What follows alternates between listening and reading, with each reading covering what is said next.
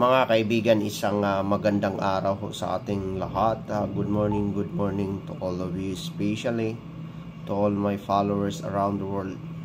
From the Middle East countries, all the people out there, which is our followers here. Mga kaibigan, to all the countries in the Middle East, China, Russia, United States of America, and all the countries and the cities around the world. Especially here in the Philippines, mga kaibigan. Good morning from here in the Philippines. Buongiorno. So, thank you so much sa ating lahat, mga kaibigan, when we are here right now, no, mga kaibigan. Even we are so experiencing for aftershock that the Davao region is experiencing the earthquake last 9:43 a.m. in the morning yesterday was affected most especially in Davao Oriental, mga kaibigan. So thank you so much on that, mga kaibigan, for the bilang paalala po ng Diyos, no. Huwag po tayong mawalan ng pag-asa po.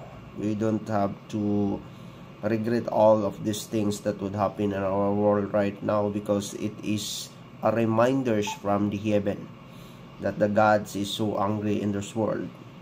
Because God was created this world for perfect and to be compatible in the human resources of this world. All the things would happen in our society, in our community, in our world today. It's the image of how the people doing in this universe, mga kaibigan. So we could not to blame for the nature. It is to blame the human nature behavior. It is our behavior. It is a reminders from the heaven that the God is watching our doing every now and then. So that's why all of us, we need to pray. We need to ask guidance from the higher, mga kaibigan. It is our biggest things that need to be answered, mga kaibigan. Kung bakit ba ito nangyayari sa buhay ng tao? Dahil po sa ginagawa ng tao.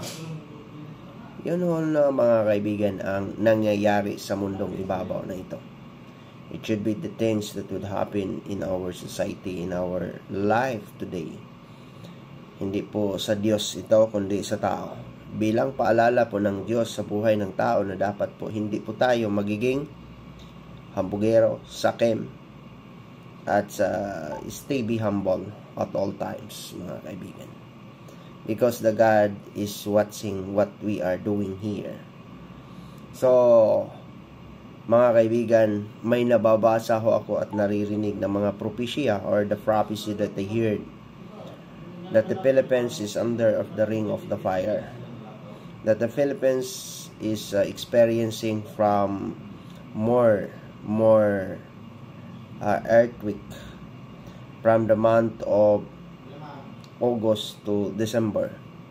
After this, mga kaibigan, the next, the most worst is Manila. No, Manila ang susunod ho nito, according to the prophecy that I being read, mga kaibigan. So, isang paalala po sa atin na kung saan it is the prophecy that I being read, no. I read the books also. So 1 year ago, I read this prophecy or the prophecy.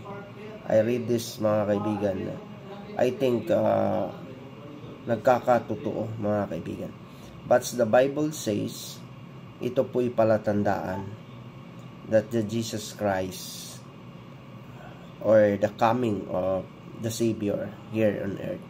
Happy Sabbath day sa ating lahat, mga kaibigan, to all the people around the world. Maraming salamat po.